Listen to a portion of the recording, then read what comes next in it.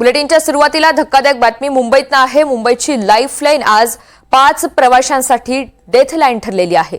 Kasara CSMT लोकलमधून पडून प्रवाशांचा मृत्यू झालाय।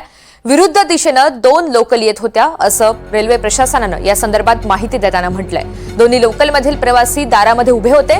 दोन्ही ट्रेनमधील प्रवाशांचा एकमेकांना धक्का लागला। प्रवाशाची बॅग अडकली। दोन्ही लोकलचे प्रवासी त्यामध्ये पडलेले आहेत। या सगळ्या संदर्भात रेल्वे प्रशासनानं काही वेळापूर्वी पत्रकार परिषदेतनं माहिती दिली आहे। तर 5 जणांचा यामध्ये मृत्यू झालेला आहे। कसारा सीएसएमटी लोकलमधून पडून प्रवाशांचा दुर्दैवी मृत्यू झालाय। विरुद्ध दिशेनं 2 लोकल या येत होत्या आणि त्याच वेळी दोन्ही लोकलमधील प्रवासी दारामध्ये उभे राहून प्रवास करत होते। दोन्ही ट्रेनमधील प्रवाशांचा एकमेकांना यावेळी धक्का लागला आणि त्यानंतर प्रवाशाची बॅग अडकली। त्याचवेळी दोन्ही लोकलचे प्रवासी हे खाली कोसळले आणि या दुर्घटनेमध्ये 8 प्रवासी लोकलमधनं पडल्याची माहिती समोर येते।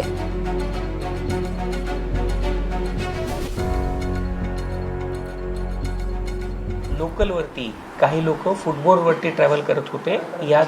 त्या लोकलच्या 2 लोकल ज्या आजूबाजूने चालल्या होत्या त्याच्यावरती लोक फुटबॉलवरती ट्रॅव्हल करत होते। त्यातनं 8 लोक जी आहेत ती आपापसात टकराव झाल्यामुळं खाली पडलेली होती। या लोकांपैकी आत्तापर्यंत जी इन्फॉर्मेशन आहे या सगळ्यांना आपण हॉस्पिटलमध्ये दाखल केलेलं आहे। यापैकी एका प्रवाशांनी जी माहिती आपल्याला दिलेली आहे त्या माहितीनुसार ते प्रवासी जे होते ते फुटबॉलवरती ट्रॅव्हल करत होते।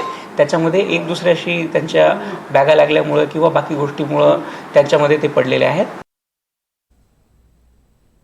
आता रेल्वे बोर्डाने डिसिजन घेतलेलं आहे की नवीन जे सगळ्या गाड्या येणार आहेत त्या सगळ्या गाड्या ह्या ऑटोमॅटिक डोअर क्लोजरसोबत येणार आहेत।